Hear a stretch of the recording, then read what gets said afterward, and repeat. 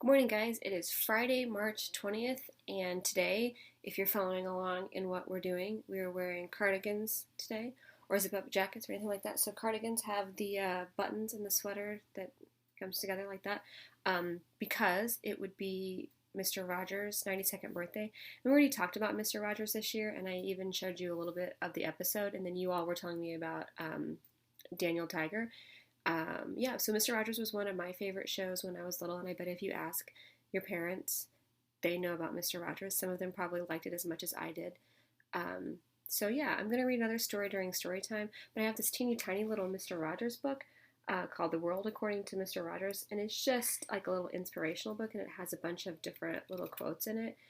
So I was going to read you this one. This one's really famous, and you may have even heard it, but I think it really matches what we're doing right now in the world.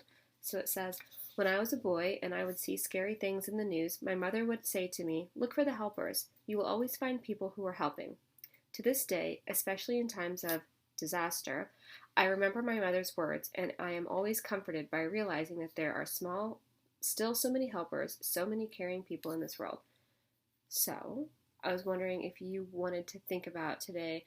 I know it's been a really weird week, and most of us are probably stuck at home like we're supposed to be, and maybe you have questions, and maybe you're not sure, maybe you're afraid to ask them, but just know that there are all sorts of really smart people trying to fix what's going on and trying to make sure that we're all safe. And I'm kind of like Mr. Rogers. I feel like if I can, instead of looking for all the bad things and listening to all the bad news, I like to look for all the people that are trying to do fun stuff to help. So, for example, on Facebook, I have all of my teacher friends. We keep posting all this really fun stuff for kids and families to do together.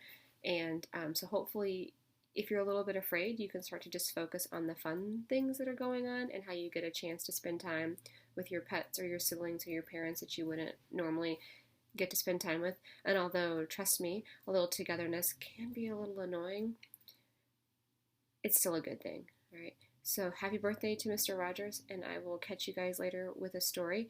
If you have any questions about the work this week, or you wanted to do something else, or if you had any great ideas for next week, let me know. I'll see you later.